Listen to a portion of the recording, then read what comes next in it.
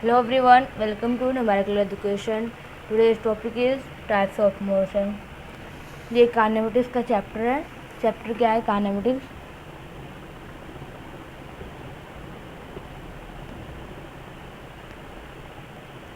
उसमें एक मतलब ये मोशन के टाइप्स हैं. जैसे टाइप्स ऑफ मोशन. तो मोशन के कितने टाइप्स होते हैं? Translatory motion. फर्स्ट है translatory motion. Then what is translatory motion? When an object along straight path और कर्व पाथ. मतलब कोई भी ऑब्जेक्ट मतलब चाहे स्ट्रेट चले. जैसे यहाँ पे मान लो एक कार है, तो ये चल रही है स्ट्रेट पाथ में चल रही है. लेकिन अगर यहीं पर ये कार जैसे यहाँ पे स्ट्रेट पाथ में चली, तो यहाँ पे ऐसे हो गई, यहाँ ऐसे हो गई कार, तो ये कब हो गया. तो ये ट्रांसलेटिव मोशन क्या कहता है कि अगर कोई ऑब्जेक्ट स्ट्रेट या कब पाथ में चले उसे बोलते हैं ट्रांसलेटरी मोशन. देन मतलब ट्रांसलेटरी मोशन के दो टाइप्स होते हैं. First is rectilinear motion.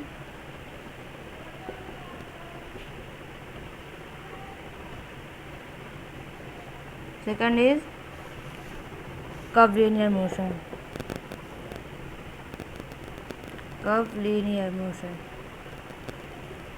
वही है ट्रांसलेटरी मोशन. मतलब कि रेक्टिलिनियर मतलब स्ट्रेट.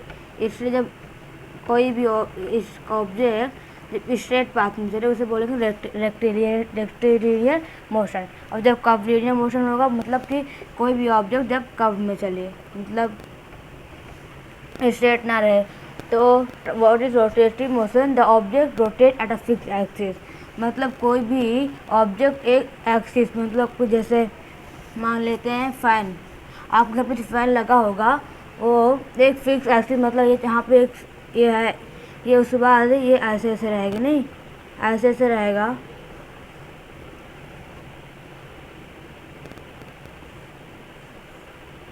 ये ऐसे फैन रहता है, तो ये एक फिक्स एक्सिस पे चलती है ना. ये एक फिक्स एक्सिस है. तो मतलब कि जब कोई भी ऑब्जेक्ट जो एक फिक्स एक्सिस पे मूव हो उसे बोलेंगे रोटेटरी मोशन. तो यहाँ पे ये भी है हैंड्स ऑफ अ क्लॉक. मतलब जो आप वॉच पहनते हैं उसमें भी वो रहता है, मतलब एक फिक्स एक्सिस रहती है. उस पर वो जो उसकी रहती है हैंड्स रहती है, उस पर एक फिक्स एक्सिस लगी रहती है, तो वो वहीं से मूव करता है. What is oscillatory motion? When an object moves to and fro. मतलब कोई भी ऑब्जेक्ट जब टू एंड फ्रो मोशन करे. जैसे पेंडुलम ऐसे रहता है.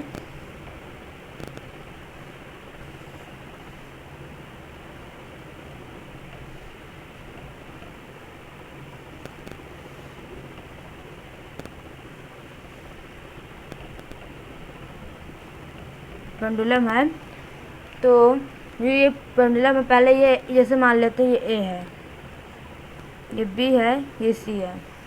तो जब ये वाला जब मतलब यहाँ पे ए है, ये बी, ये सी, जब ये यहाँ से ऐसे चलेगा उसके बाद